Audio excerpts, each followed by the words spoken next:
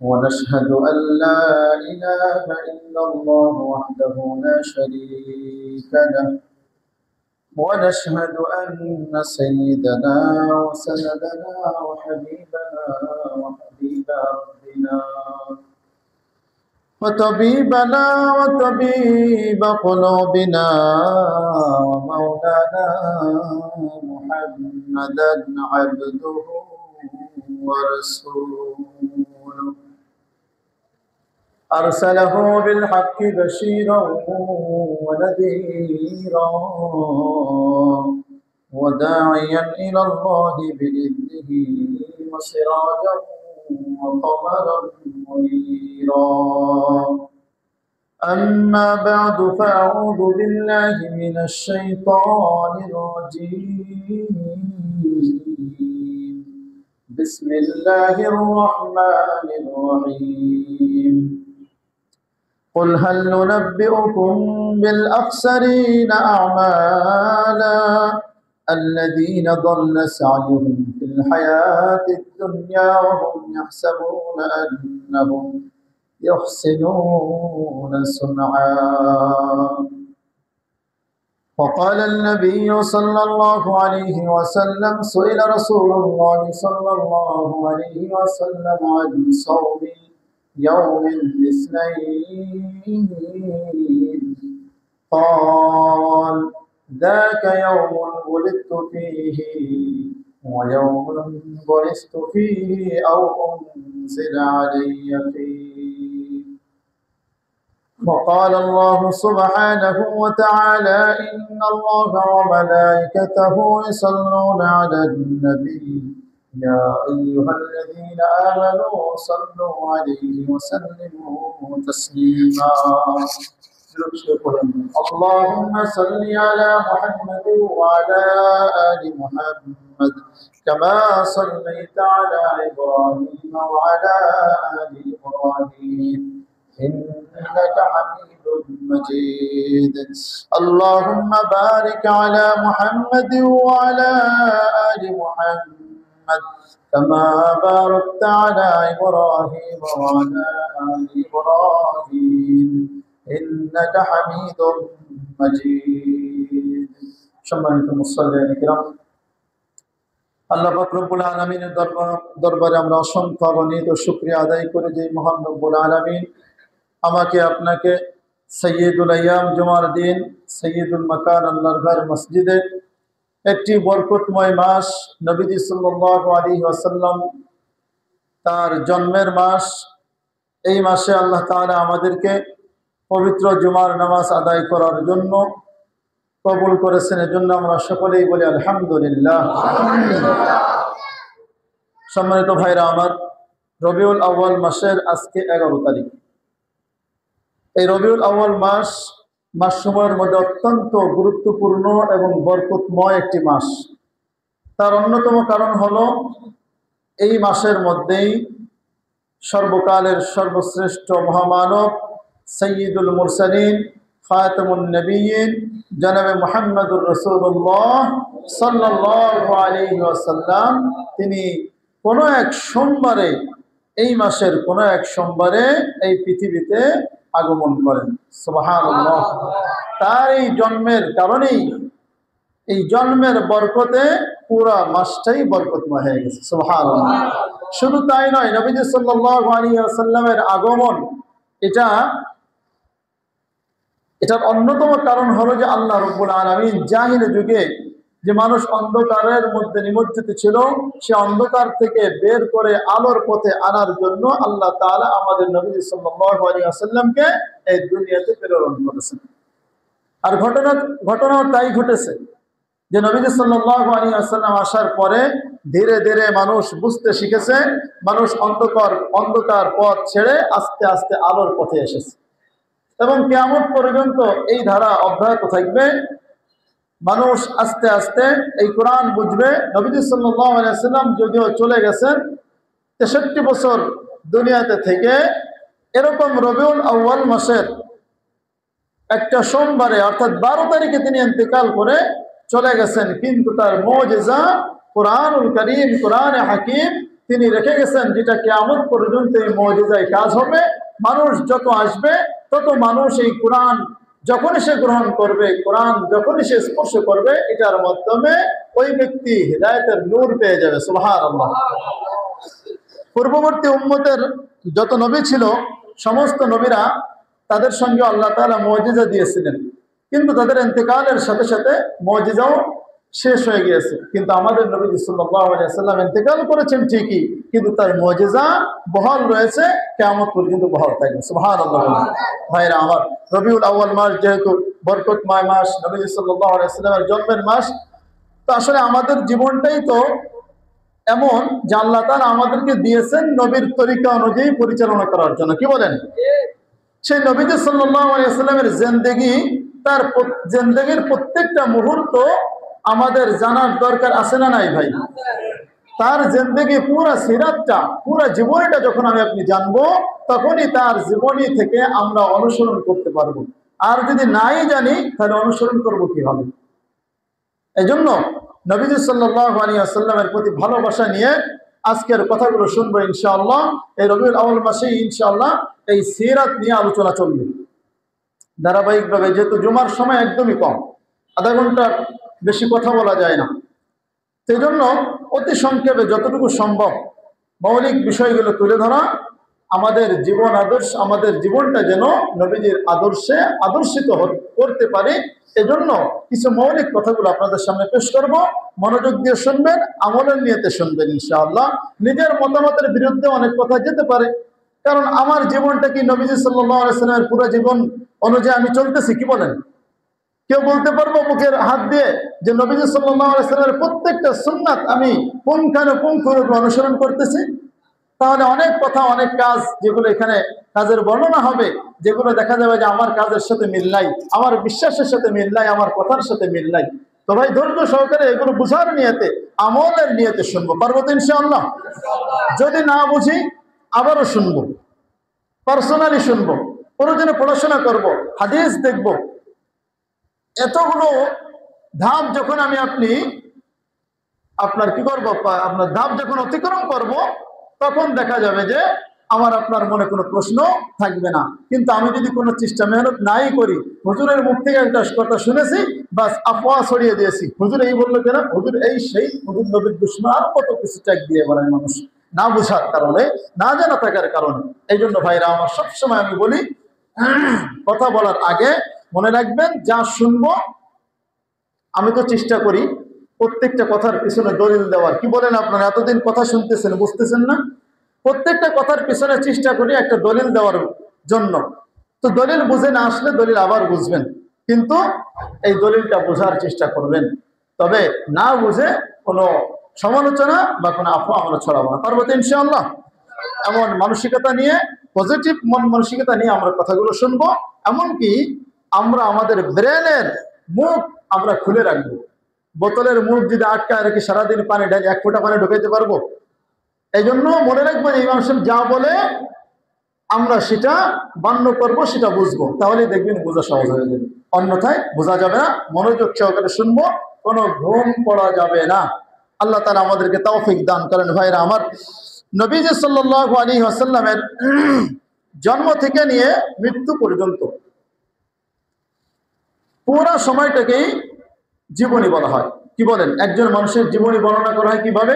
তার জন্ম থেকে নিয়ে মৃত্যু পর্যন্ত যা কিছু ঘটেছে সবকিছুকেই জীবন বৃত্তান্ত বা জীবনী বলা হয়ে থাকে। আমরা ইনশাআল্লাহ তার নবী সাল্লাল্লাহু আলাইহি ওয়াসাল্লামের জীবনী বর্ণনা করবো, শুনবো। তো শুরুটা হয় জন্ম থেকে নিয়ে, শেষটা হয় মৃত্যু পর্যন্ত। তো নবী সাল্লাল্লাহু আলাইহি ওয়াসাল্লামের জীবনে 3টি অধ্যায়। কয়টি? 3টি অধ্যায়। নাম্বার 1 মিলাদুন নবী, যার অর্থ হলো নবীজি সাল্লাল্লাহু আলাইহি ওয়াসাল্লামের জন্ম। মিলাদ মানে জন্ম, সামনে ব্যাখ্যা আসবে। 2 নম্বর হলো সিরাতুন নবী, অর্থাৎ নবীজি সাল্লাল্লাহু আলাইহি ওয়াসাল্লামের জীবনী, যার অর্থ হলো জন্ম থেকে নিয়ে মৃত্যু পর্যন্ত যা কিছু ঘটেছে সবকিছুকে সিরাতুন নবী বলে। আর 3 নম্বর হলো ওয়াফাতুন নবী, অর্থাৎ নবীজি সাল্লাল্লাহু আলাইহি ওয়াসাল্লামের ইন্তেকাল। তো জন্ম সামান্য সময়, ইন্তেকালও সামান্য সময়, মাঝখানে যে বিস্তারিত যে সময়টা আছে এটাকে বলা হয় সিরাতুন নবী। আর এই সিরাতুন নবী আমাদের প্রত্যেকটা মুসল্লি, প্রত্যেকটা মুমিন মুসলমানের জন্য পরিপূর্ণরূপে জানা আবশ্যক। যদি না জানি তখনই আমরা পথভ্রষ্ট হয়ে যাব, পদে পদে আমরা পদস্খলন হবে আমাদের। তো প্রথম নম্বর বিষয় হলো মিলাদুন নবী। এই বিষয় নিয়ে আজকে ইনশাআল্লাহ আলোচনা করব, সংক্ষেপে যতটুকু করা যায়। নবীজি সাল্লাল্লাহু আলাইহি ওয়াসাল্লামের জন্মের সময় অনেক অলৌকিক ঘটনা ঘটেছে নবীজি সাল্লাল্লাহু আলাইহি ওয়াসাল্লাম আম্মার সঙ্গে।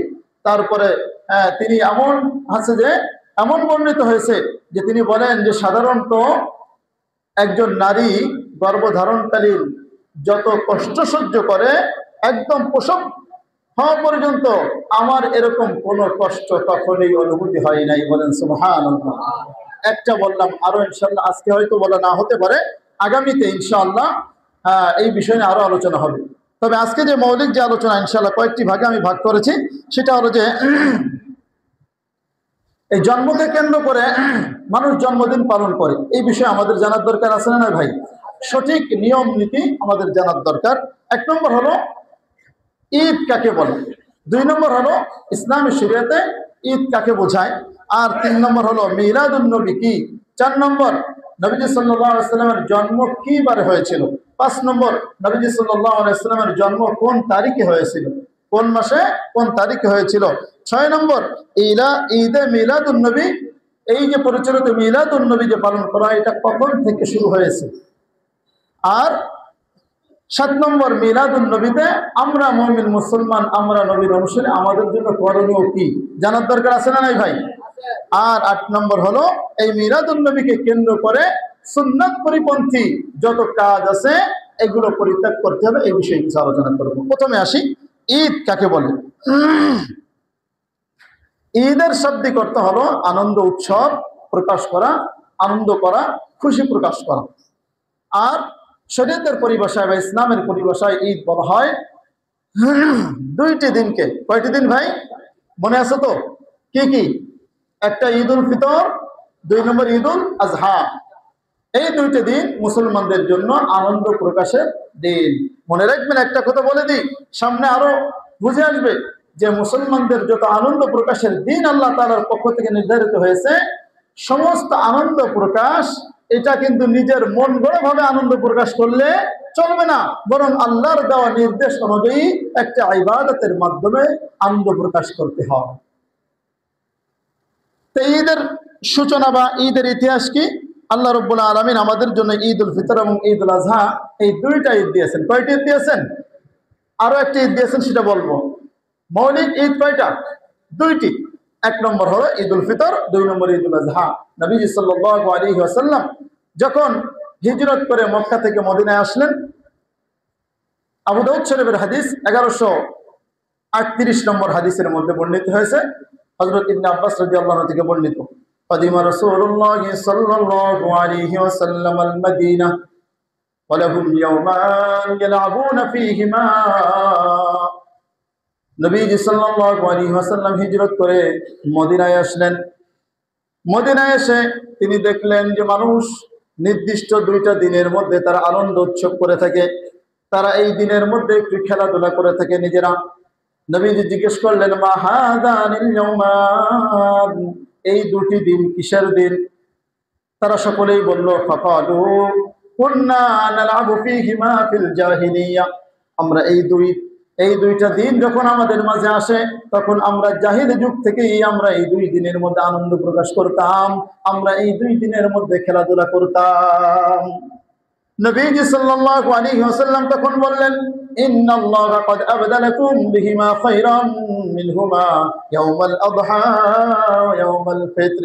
নবীজি বলেন যে এই দুই দিনের চাইতে, এটা যেহেতু জাহিলি যুগের একটা রীতি, এটাকে বাদ দিয়ে আল্লাহ রাব্বুল আলামিন এর চাইতে শ্রেষ্ঠ দুইটা দিন আল্লাহ তাআলা তোমাদেরকে দান করেছেন। সুবহানাল্লাহ। নবীজি বলেন তোমাদের এই দুই দিনের পরিবর্তে আল্লাহ তাআলা আরো দুইটা দিন দিয়েছেন। সেই দুইটা দিনের একটি হলো ইয়াউমুল আযহা, দুই নম্বর হলো ইয়াউমুল ফিতর, অর্থাৎ রমজান শেষ হয়ে যাওয়ার পরে যে শাওয়াল মাসের প্রথম তারিখ ঈদুল ফিতর, আর জিলহজ মাসের 10 তারিখে আমাদের জন্য যে কুরবানির বিধান রাখা হয়েছে, হজের বিধান রাখা হয়েছে, অর্থাৎ ইয়াউমুল আযহা, এই দুইটা দিন আল্লাহ তাআলা আমাদেরকে ঈদ হিসেবে দান করেছেন। সুবহানাল্লাহ। তাহলে মুসলমানদের ঈদ কয়টা ভাই? আরেকটি বর্ণনা শুনি, সেই বর্ণনার মধ্যে এসেছে হযরত ইবনে ওমর রাদিয়াল্লাহু আনহু থেকে বর্ণিত, সহিহ বুখারীর হাদিস 963 নম্বর হাদিসের মধ্যে এসেছে যে তিনি বলেন যে কানা রাসূলুল্লাহ সাল্লাল্লাহু আলাইহি ওয়াসাল্লাম ওয়া আবু বকর ওয়া উমর রাদিয়াল্লাহু আনহুমা ইসাল্লুনা আল-ঈদাইন ক্বাবলা আল-খুতবাহ।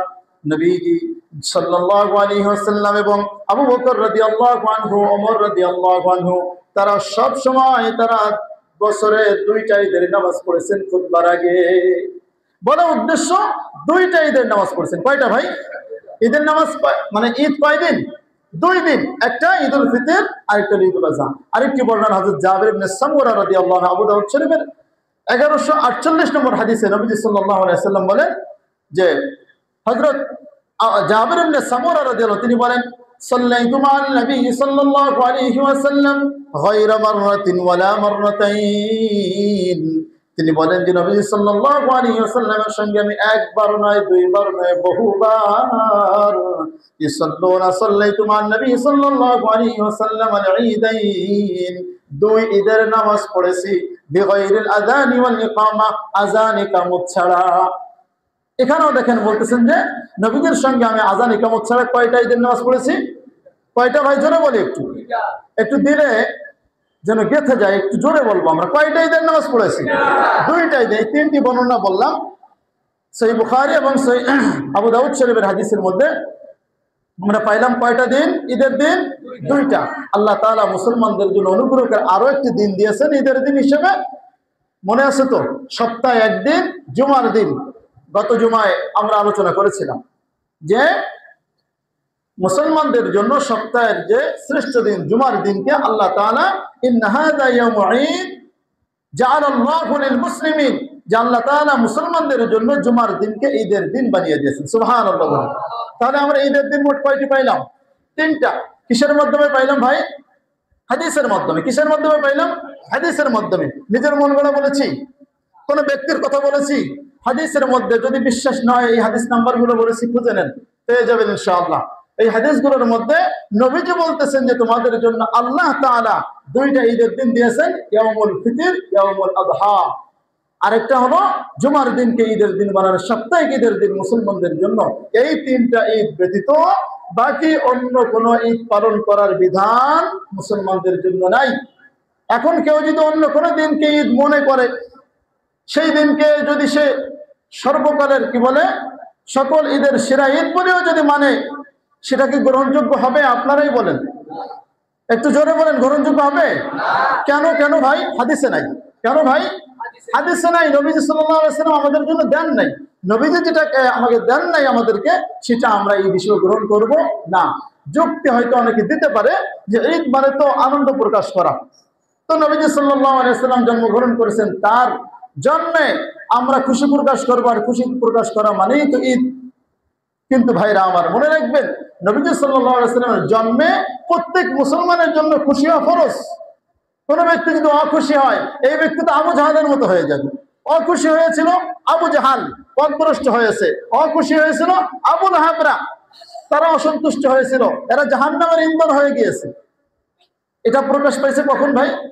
আবু জাহাল। নবীজি সাল্লাল্লাহু আলাইহি ওয়াসাল্লাম যখন জন্মগ্রহণ করে, আবু জাহাল, আবু লাহাব এরাও কিন্তু তখন খুশি হয়েছিল। কিন্তু যখন নবীজি সাল্লাল্লাহু আলাইহি ওয়াসাল্লাম তাওহীদের দাওয়াত দিলেন, এক আল্লাহর প্রতি যখন দাওয়াত দিলেন, কোরআনের প্রতি যখন দাওয়াত দিলেন, তখনই তারা পরীক্ষার সময় যখন আসলো, তখনই তারা ফেল করে বসলো। তখনই প্রমাণ হলো যে তারা নবী আগমনে এরা খুশি হয়নি। এজন্য আমাদেরও পরীক্ষার সময় আসবে, এই পরীক্ষার সময় আমাদের যেন ফেল করা না লাগে, আমরা যেন পাস করতে পারি, আমরা যেন নবীর প্রতি সন্তুষ্টি অবশ্যই প্রকাশ করতে পারি। কোন মুমিন যদি নবীর প্রতি সন্তুষ্টি প্রকাশ করতে না পারে, ওই ব্যক্তি তো কাফেরের অন্তর্ভুক্ত হয়ে যাবে। এজন্য নবীজি সাল্লাল্লাহু আলাইহি ওয়াসাল্লামের আগমনে আমরা বেজার না খুশি? আমরা খুশি। খুশি আমরা প্রকাশ করব, কিন্তু প্রকাশ করার ক্ষেত্রে খুশি তো প্রকাশ করতে হবে, কিন্তু প্রকাশ করার পদ্ধতি আমরা কোথা থেকে নিব? কথা বলেন, কোথা থেকে নেব প্রকাশ করার পদ্ধতি? নবীজির থেকে আমরা নিব। তিনি কিভাবে আনন্দ করতে বলেছেন, আমরা সেভাবে আনন্দ করব। কিন্তু যদি এটা মন গড়া আনন্দ প্রকাশ করি, ওই আনন্দ গ্রহণযোগ্য তো হবেই না, বরং ওটাই আমার গুনাহের কারণ হবে। আল্লাহ তাআলা আমাদেরকে হেফাজত করুক। ভাইরা আমার, এই 3টি বর্ণনার মাধ্যমে আমরা ঈদ পাইলাম কয়টা? মোট 3টা পাইলাম। বাকি অন্য কোনো ঈদ গ্রহণযোগ্য নয়। এখানে দেখেন যে আল্লাহ রাব্বুল আলামিন আমাদেরকে এই যে ঈদুল ফিতর, ঈদুল আযহা, আনন্দ প্রকাশ করার অনুমতি দিয়েছেন না? কিভাবে? গান বাজনা করে, নাচ গান করে, গুনাহ করে, গার্লফ্রেন্ড নিয়ে ঘুরতে গিয়ে না, কোন গুনাহের মাধ্যমে না, বরং আল্লাহ তাআলা বলতেছেন শুকরিয়া স্বরূপ তুমি আমার দরবারে আসো, 2 রাকাত নামাজ পড়ো এবং সদকায়ে ফিতর করো, দান করো, এগুলোর মাধ্যমে তুমি আনন্দ প্রকাশ করো। কুরবানির দিন আসবে, আমার সন্তুষ্টির জন্য তোমার কষ্টার্জিত টাকা দিয়ে অনেক দামি পশু কিনে তুমি আমার উদ্দেশ্যে তুমি কুরবানি করে মানুষকে বিলিয়ে দিবা, মানুষকে খাওয়াবা, নিজে খাবা, এর মধ্যে দেখো কত আনন্দ। এর বাইরে তো আর আনন্দ প্রকাশ করার কোনো অনুমতি আছে? নাই। ঠিক তেমনি ভাবে আমরা আমাদের প্রত্যেকটা কাজ, প্রত্যেকটা আনন্দ ইসলামের তরিকা, নবীর তরিকা অনুযায়ী আমরা করবো। পারবো তো ইনশাআল্লাহ? বাস এতটুকু আমরা বুঝলাম। এরপরে আসি মিলাদুন নবী কি জিনিস, একটু বোঝার দরকার আছে না নাই ভাই? মিলাদ শব্দের অর্থ হলো জন্ম। মিলাদ শব্দের অর্থ কি? আপনি লুগাত খুলে দেখবেন, আল মুআজামুল ওয়াসিত এই কিতাবের মধ্যে আপনি পাইবেন মিলাদ শব্দের অর্থ হলো জন্ম বা জন্ম দিবস আপনি বলতে পারেন, বলা মিলাদাত অথবা মিলাদ। আর নবী মানে তো নবী, মিলাদুন নবী মানে হলো নবীজি সাল্লাল্লাহু আলাইহি সাল্লামের জন্ম দিবস বা জন্ম, একটা বললেই হবে। এরপরে আসেন যে জন্ম বার কবে। এত মিলাদুন নবী আমরা বুঝলাম, যদিও মিলাদ বললে আমরা দোয়া অনুষ্ঠানকে বুঝি, ঠিক না? মানে এটারও ইতিহাস আছে, সামনে বলতেছি। তো এটা ওইভাবে আর কি, ওই মিলাদ মানে তারা দোয়ার সময় মানে মিলাদ নিয়ে আলোচনা করে, যার কারণে এখন দোয়াকেই মানুষ মিলাদ মনে করে। আসল কথা হলো দোয়া অনুষ্ঠান, কিন্তু দোয়া অনুষ্ঠানকে মানুষ মিলাদ বলে ফেলতেছে, ওই পূর্ব থেকে চলে আসতেছে। তাই সেই পূর্বের সময়টা আমরা জানবো। তো প্রথম কথা হলো যে জন্ম বার কবে আমাদের জানার দরকার আছে না নাই? নবীজি সাল্লাল্লাহু আলাইহি ওয়াসাল্লাম তিনি পৃথিবীতে আগমন করেছেন, সপ্তাহের কোন দিনে তিনি জন্মগ্রহণ করেছেন এটা আমাদের জানার দরকার আছে। হাদিসের মধ্যে বর্ণিত হয়েছে, হযরত আব্দুল্লাহ ইবনে আব্বাস রাদিয়াল্লাহু আনহু বলেন, বুলিদান নবী সাল্লাল্লাহু আলাইহি ওয়াসাল্লাম ইয়াউমাল ইসনাইন ওয়া তুফিয়া ইয়াউমাল ইসনাইন ওয়াস্তুমিয়া ইয়াউমাল ইসনাইন ওয়া খারাজা মুহাজিরান মিন মক্কাহ ইলাল মাদিনা ইয়াউমাল ইসনাইন ওয়া রুফিআতিল হাজারুল আসওয়াদ ইয়াউমাল ইসনাইন। হযরত ইবনে আব্বাস রাদিয়াল্লাহু আনহু বলেন, আমাদের নবীজি সাল্লাল্লাহু আলাইহি ওয়াসাল্লাম সোমবারের দিন জন্মগ্রহণ করেছেন। বলেন সুবহানাল্লাহ। শুধু তাই নয়, সোমবারের দিন আরো কয়েকটি ঘটনা ঘটেছে। নবীজিকে যেদিন নবুয়ত দান করা হয় সেদিনও ছিল সোমবার, যেদিন মক্কা থেকে হিজরত করে মদিনায় যান সেদিনও ছিল সোমবার, যেদিন মক্কায় গিয়ে পৌঁছান সেদিনও ছিল সোমবার, আবার যেদিন কাবা শরীফ নির্মাণ যখন করে হাজরা সাদ যেদিন স্থাপন করা হয় সেই দিনটাও ছিল সোমবার। তাহলে সোমবারের দিনটা এটা অনেক কারণে বরকতময়। সবচেয়ে বড় কারণ হলো নবী সাল্লাল্লাহু আলাইহি ওয়াসাল্লাম সোমবারের দিন জন্মগ্রহণ করেছেন। সোমবারের দিন জন্মগ্রহণ করার ব্যাপারে এই ব্যাপারে কারো কোনো দ্বিমত নাই, কোনো ইখতিলাফ নাই। সোমবার দিনে তিনি জন্মগ্রহণ করেছেন। দ্বিমত হয়ে গিয়েছে কোন তারিখে জন্মগ্রহণ করেছেন। রবিউল আউয়াল মাসে জন্মগ্রহণ করেছেন, এই ব্যাপারেও কোনো ইখতিলাফ নাই। যদিও কোন একটা মত পাওয়া যায় রমজান মাসের 12 তারিখে জন্মগ্রহণ করেছেন, এটা গ্রহণযোগ্য নয়। তবে রবিউল আউয়াল মাসে তিনি জন্মগ্রহণ করেছেন, রবিউল আউয়াল মাসের কোন এক সোমবারে, এই ব্যাপারে কোনো দ্বিমত নাই। দ্বিমত হলো কোন তারিখে হয়েছে। এই ব্যাপারে প্রায় 7টি থেকে 8টি মতামত রয়েছে। নাম্বার 1, রবিউল আউয়াল মাসের 2 তারিখ, 8 তারিখ, 10 তারিখ, 12 তারিখ, 17 তারিখ, 18 তারিখ, আর হলো আরেক বর্ণ হলো রবিউল আউয়াল মাসের 13 দিন বাকি থাকতে, 8 দিন বাকি থাকতে। সেই হিসেবে যদি মাস যদি 29-এ যায় 21 তারিখ, যদি মাস যদি 30-এ যায় 22 তারিখ। আর একটি মতামত যেটা আমি বললাম যে রমজান মাসের 12 তারিখে কেউ কেউ বলে। এই প্রায় 8টি থেকে 9টি মতামত বা 10টি মতামত বললাম, এইগুলোর মধ্যে সবচেয়ে গ্রহণযোগ্য ইবনে কাসির রাহিমাহুল্লাহ, ইমামউদ্দিন হাফিজ ইবনে কাসির, তিনি তার কিতাব সিরাতের সবচেয়ে গ্রহণযোগ্য যে কিতাব আল বিদায়া ওয়ান নিহায়ার মধ্যে তিনি উল্লেখ করেছেন এই 3টি তারিখকে বেশি গুরুত্ব দিয়ে উল্লেখ করেছেন। কয়টি? 3টি। একটা হলো 8, একটা হলো 2, আরেকটা 8, আরেকটা হলো 12। এই 3 তারিখকে তিনি গুরুত্ব দিয়ে উল্লেখ করেছেন। তো এই 3 তারিখের মধ্যে প্রথম আসে 2 তারিখ। 2 তারিখের ব্যাপারে যে বর্ণনাটা আছে আমি সংক্ষেপে বলে যাই। বর্ণনাটা হলো মাতরুক বলা হয় যেটাকে, যেটা দুর্বল, জয়ীফ, যার কারণে এটা গ্রহণযোগ্য হচ্ছে না, দলিলযোগ্য না। এরপরে আসে 8 তারিখ। 8 তারিখের ব্যাপারে দলিল দেওয়া হয়, নবী সাল্লাল্লাহু আলাইহি ওয়াসাল্লাম জন্মগ্রহণ করেছেন মক্কায় একটা সময় হস্তি বাহিনী আক্রমণ করেছিল। এই ঘটনা আমরা জানি হয়তো অনেকে। আব্রাহা সে হাতিগুলো নিয়ে, হস্তিগুলো নিয়ে এই কাবা ঘর ভাঙ্গার জন্য এসেছিল। এটারও একটু ইতিহাস আছে। এই ব্যক্তি ইয়ামানের মধ্যে একটা কাবা ঘরের আদল, একটা ঘর আদল করেছে, ঘর নির্মাণ করেছে। কেন? এই এত কষ্ট করে মানুষ ওখানে যাবে না, টাকা পয়সা ওখানে খরচ করবে না, কারণ এটা তারা মনে করছে এটা তাদের একটা ব্যবসা, এটা এই টাকা পয়সা ওখানে দেওয়া যাবে না, বরং এখানেই আমার নির্দেশ মতে ইয়ামানবাসীরা এই কাবা ঘর তওয়াফ করবে। বলেন নাউজুবিল্লাহ। যদিও বাংলাদেশের অনেক মানুষ বলে থাকে হজের সময় আসলে যে হজের সময় সৌদি আরব তারা একটা বিজনেস করতেছে, এগুলো টাকা পয়সা খরচ করে অনর্থক, এই হজের পিছনে টাকা খরচ না করে মানুষকে দান করে দেওয়া ভালো, এরকম কিছু সুশীল কিছু বদবখত এরা এগুলো বলে থাকে। এরা শরীয়তের বিধান সম্পর্কে সঠিকভাবে জানে না। তো বলতেছিলাম, আব্রাহাম যখন এই ঘরটা নির্মাণ করলো সাহাবা কিরামগণ, তখন তো আসলে ইসলাম তো নবুয়ত এখনো পাননি, নবী তো এখনো জন্মগ্রহণ করেননি। কিন্তু তখনকার সময় যারা মুওয়াহিদ ছিল, যারা একত্ববাদে বিশ্বাসী ছিল, তারা কিন্তু এটা সহ্য করতে পারেন নাই। কিছু মানুষ গিয়ে ওই সানআ নামক জায়গায়, ইয়ামানের সানআ নামক জায়গায় যে ঘরটি ছিল, ওই ঘরের মধ্যে গিয়ে মলত্যাগ করে এসেছে। সুবহানাল্লাহ বলি। মলত্যাগ করে এসেছে, বাস এর কারণে ওরা রাগান্বিত হয়ে মক্কা এসে এই কাবা ঘর ধ্বংস করার জন্য, আক্রমণ করার জন্য প্রস্তুতি নিয়ে এসেছে। কিন্তু আল্লাহর রহমতে আল্লাহ তাআলা তাদেরকে আবাবিল মানে এক ঝাঁক পাখি, একটা পাখির নাম নয়, কিছু পাখির মাধ্যমে এদের সবগুলোকে এমন ভাবে ধ্বংস করেছে যে পৃথিবীর ইতিহাসে একটা জরবে মিসাল হয়ে দাঁড়িয়েছে। আল্লাহু আকবার বলি। তো যেই বছর এই হস্তি বাহিনীর ঘটনা ঘটে, ওই বছর নবী সাল্লাল্লাহু আলাইহি ওয়াসাল্লাম জন্মগ্রহণ করেছেন। এ ব্যাপারেও কারো কোনো দ্বিমত নেই। যেই বছর হস্তি বাহিনীর ঘটনা ঘটলো, ওই বছর রবিউল আউয়াল মাসের কোন এক সোমবারে তিনি জন্মগ্রহণ করেছেন, কোনো দ্বিমত নাই। কথা হলো যে কয়দিন পরে জন্মগ্রহণ করেছেন, এই ব্যাপারে মতামত হলো ইমামুল মাগাজি ইবনে ইসহাক, তিনি বলেছেন যে হস্তি বাহিনীর ঘটনার 50 দিন পরে নবীজি সাল্লাল্লাহু আলাইহি ওয়াসাল্লাম জন্মগ্রহণ করেছেন। কথা হলো যে হস্তি বাহিনীর ঘটনাটা কোন সময় হয়েছে, এ ব্যাপারে যেটা পাওয়া যায় সেটা হলো যে রবিউল আউয়াল মাসের আগের মাস সফর, তার আগের মাস কি মুহররম মাসের 13 দিন বাকি থাকতে হস্তি বাহিনীর ঘটনা ঘটে।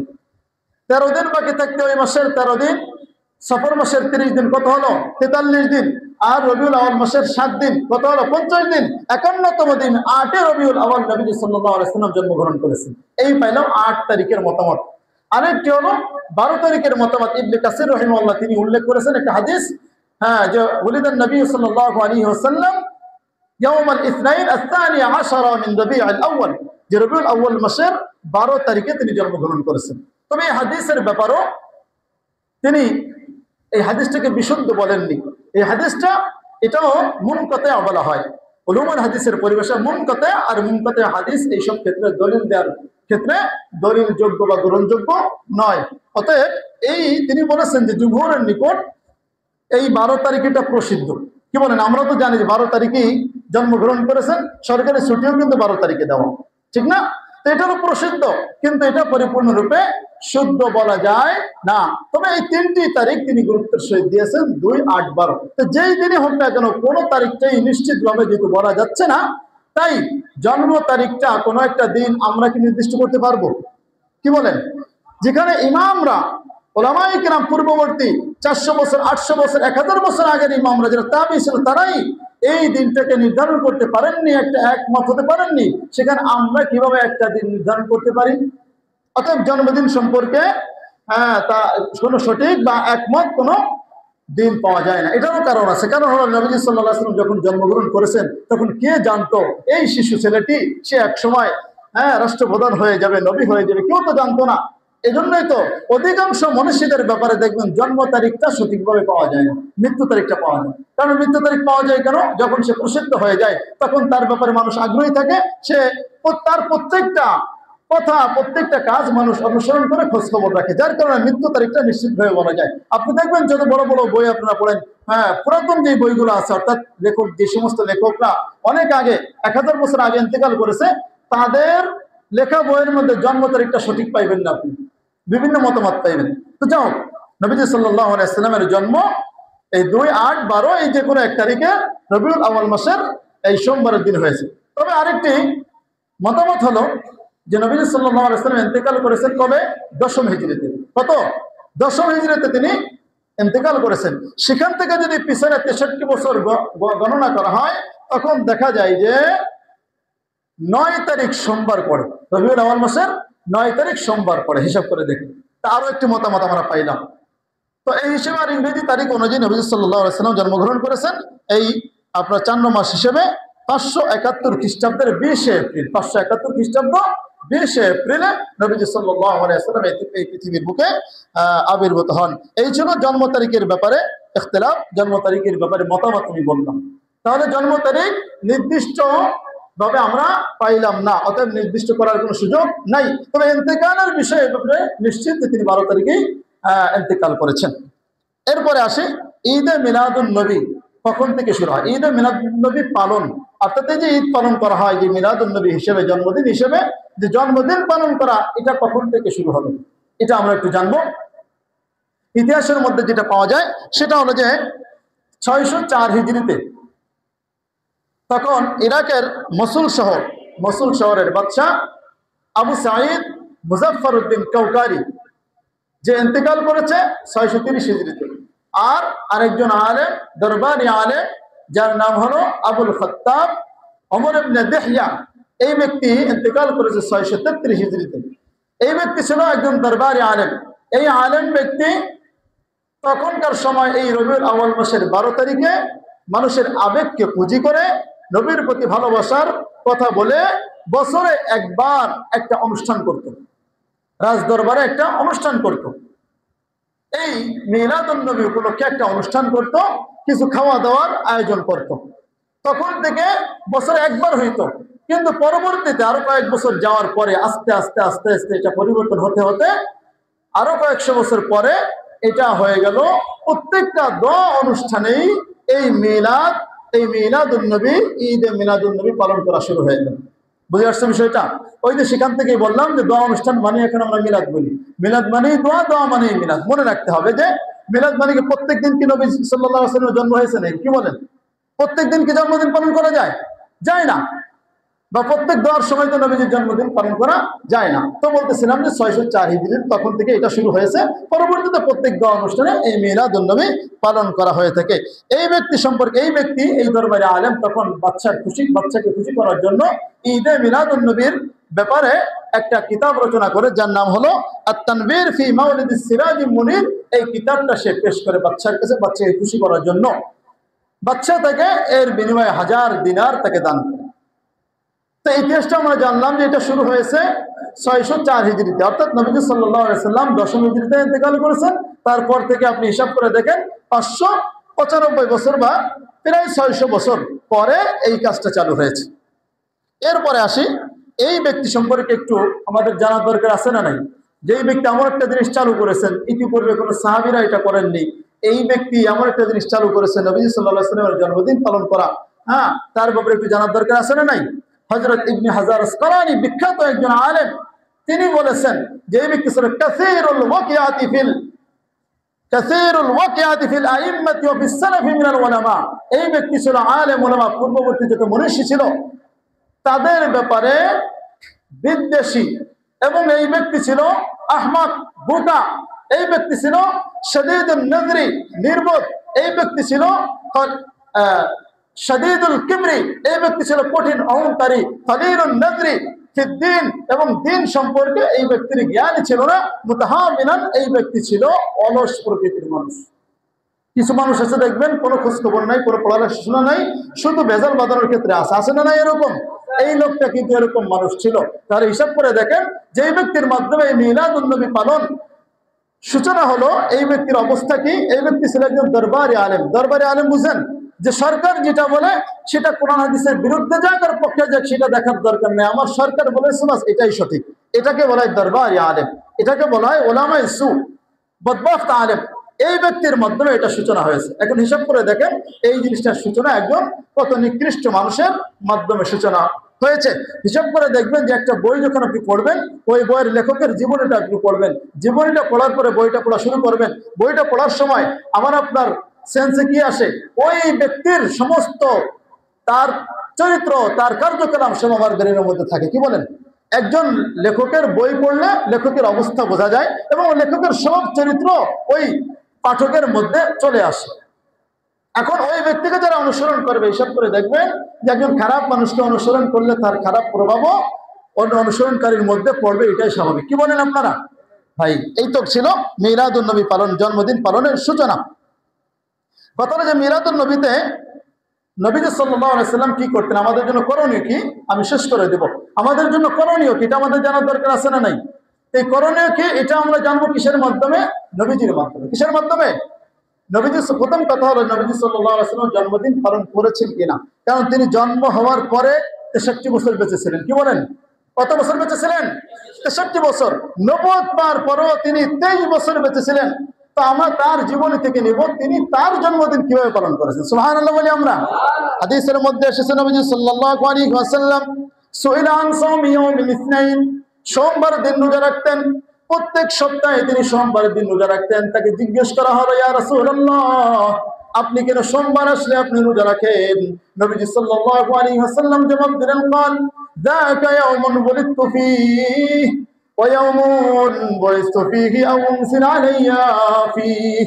নবীজি সাল্লাল্লাহু আলাইহি ওয়াসাল্লাম জবাব দিলেন, এই দিনে আমি রোজা রাখি কারণ হলো এই দিনে আমি জন্ম লাভ করেছি। সুবহানাল্লাহ বলি। এই দিনে আমি রোজা রাখি কারণ এই দিনে আমাকে নবুয়ত দান করা হয়েছে। সর্বগ্রন্থ, সবচেয়ে বড় গ্রন্থ, সবচেয়ে গ্রহণযোগ্য আসমানি কিতাবের মধ্যে সর্বশ্রেষ্ঠ কিতাব আল কোরআন, এই কোরআন আমার উপর নাজিল করা হয়েছে এই সোমবারের দিন। এই জন্য আমি আমার জন্মদিন পালন করি রোজা রাখার মাধ্যমে। আমি আমার নবুয়তের শুকরিয়া পালন করি রোজা রাখার মাধ্যমে। সুবহানাল্লাহ। তাহলে আমরা নবীজির জীবন থেকে পাইলাম তিনি তার নিজের জন্মদিন পালন করতেন কিভাবে ভাই? কিভাবে? একটু জোরে বলেন ভাই, কিভাবে? রোজা রাখে কি মানুষ মিছিল মিটিং করে খাওয়ার মাধ্যমে রোজা রাখে? কি বলেন? নাকি না খাওয়ার মাধ্যমে? না খাওয়ার মাধ্যমে রোজা রাখতে হয়। আর রোজা রাখা এটা কি? ইবাদত। নবীজি সাল্লাল্লাহু আলাইহি ওয়াসাল্লাম তার জন্মদিন পালন করেছেন ইবাদতের মাধ্যমে, রোজা রাখার মাধ্যমে। এখন প্রশ্ন হলো, তিনি কি বছরে একদিন পালন করতেন নাকি সপ্তাহে একদিন? কথা বোঝে না। বছরে একদিন না সপ্তাহে একদিন? বছরে সোমবার কয় দিন? প্রায় 52 দিন।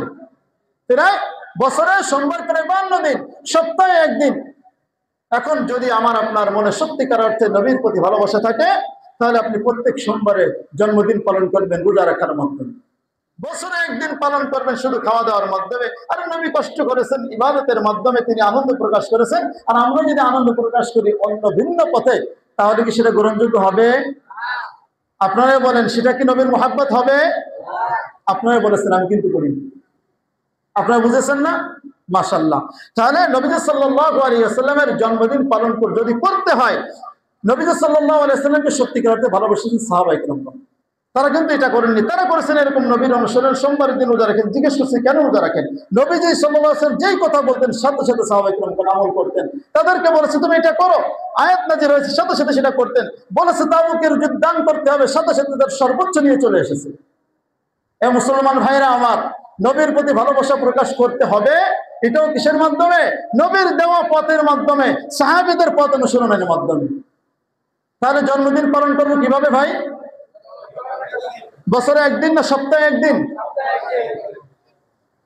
এটা যদি মনে থাকে, আল্লাহ তাআলা আমাদের সকলকে নবীজি সাল্লাল্লাহু আলাইহি ওয়াসাল্লামের জন্মদিন পালন করার তৌফিক দান করেন, বলেন আমিন। ভাইরা আমার, আশা করি আমরা বুঝেছি। তাহলে এই মিলাদুন নবীকে কেন্দ্র করে কোন একটা দিন নির্দিষ্ট করে, যদিও 12 তারিখে একটা মতামত আছে, কেউ 12 তারিখে আপনি রোজা রাখেন, কোনো অসুবিধা নাই। 8 তারিখ রোজা রাখেন বা রবিউল আউয়াল মাসে আপনি রোজা রাখেন, নবীজি সাল্লাল্লাহু আলাইহি ওয়াসাল্লামের জন্মদিন পালনের জন্য অসুবিধা নাই। জন্মদিন পালন করা আমরা পাইলাম রোজা রাখার মাধ্যমে পাইলাম। এই পদ্ধতি বাদ দিয়ে, এটা ছিল সুন্নাত পদ্ধতি। এই সুন্নাত পদ্ধতি বাদ দিয়ে যদি অন্য কোনো ব্যক্তি অন্য ভিন্ন কোনো পথ গ্রহণ করে, ভিন্নভাবে যদি জন্মদিন পালন করে, ভিন্নভাবে যদি নবীর মুহাব্বত প্রকাশ করে, আপনারাই বলেন সেটা কি সুন্নাত অনুযায়ী হবে? একটু চিল্লায় বলেন, সুন্নাত অনুযায়ী হবে? সুন্নাত মনে রাখবেন, ফরজের বিপরীতে থাকে হলো হারাম, ওয়াজিবের বিপরীতে মাকরুহ তাহরিমি, আর সুন্নাতের বিপরীতে বিদআত থাকে। কি থাকে? তাহলে সুন্নাত পরিপন্থী যদি অন্য কোনো পথ যদি কেউ গ্রহণ করে, সেটা কি হবে? আরো জোরে বলেন, কি হবে? আমি বলিনি, আপনারাই বুঝে শুনে বলেছেন, মাশাআল্লাহ। তাহলে সুন্নাত পরিপন্থী রোজা রাখা বাদ দিয়ে অন্য কোনো কাজ করাটা, এটা কোরআন হাদিস দ্বারা প্রমাণিত না। হ্যাঁ, কিছু মানুষ প্রমাণ দেয়, কোরআনের মাধ্যমে প্রমাণ দেয়। কুল বিফাদলিল্লাহি ওয়া বিরহমাতিহি ফাবিযালিকা ফালইফরাহু। মনে রাখবেন, তারা বলে যে এই আয়াতের মধ্যে ফাদলিল্লাহ, রহমান দ্বারা উদ্দেশ্য নবী সাল্লাল্লাহু আলাইহি ওয়াসাল্লাম, যে নবীজি এর কারণে তোমরা আনন্দিত হও। সে আনন্দিত হওয়ার পদ্ধতি, তারা আনন্দিত হওয়া মানে প্রমাণ করে যে আনন্দ প্রকাশ করতে হবে, কিন্তু প্রকাশের পদ্ধতি কিন্তু কোরআনের আয়াতে নাই, হাদিসেও কিন্তু ওইভাবে নাই। তারা যেটা করে, আমরা যেটা আজকে বললাম রোজা রাখার মাধ্যমে, এটা পাওয়া যায়। আরেকটা কথা হলো যে নবীজি সাল্লাল্লাহু আলাইহি ওয়াসাল্লামের জন্মদিনকে ঈদ বলা যাবে কিনা আপনারা একটু বোঝেন। যে ঈদের দিন পারিভাষিক ভাবে আমরা জানি ঈদ উল ফিতর, ঈদ উল আজহা, আর জুমার দিন আমরা ঈদের দিন পাইলাম, ঠিক আছে না? পরিভাষায় একটা জিনিস নির্দিষ্ট হয়ে গেলে তখন আর তারা বলবে শাব্দিক অর্থ ঈদ মানে তো আনন্দ, আমরা ঈদ বললাম। যে কোনো আনন্দকে ঈদ বলা যায়, কি বলেন? শাব্দিক অর্থ নিলে এখন যে কোনো আনন্দকে আপনি ঈদ বলতে পারবেন? যে কোনো আনন্দকে ঈদ বললে ওই ঈদের দিনের গুরুত্ব মাহাত্ম্য নষ্ট হয়ে যাবে।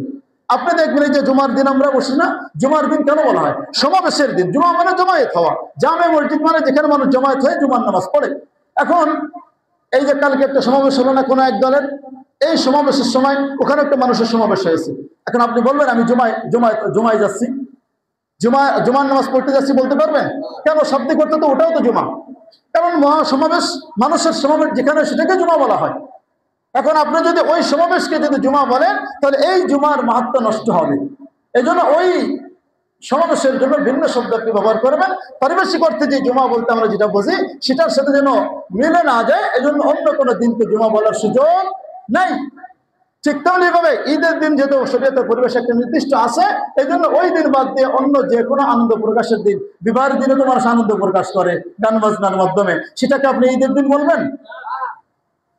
তাহলে পরিভাষায় যেটাকে ঈদ বলা হলো, সে পারিভাষিক ঈদ বাদ দিয়ে অন্য যে কোনো আনন্দকে ঈদ বলার কোনো সুযোগ নাই। ঈদের আরো বহুত শব্দ রয়েছে। ঈদ মানে আনন্দের অনেক, যেমন কোরআনে ফালইফরাহু, আল ফারহ মানে আনন্দ প্রকাশ করা, আর সুরুর মানে আনন্দ প্রকাশ করা। আপনি সেটা বলেন কোনো সময়, ইয়াউমুস সুরুর বলেন, ইয়াউমুল ফারহ বলেন, কোনো অসুবিধা নেই।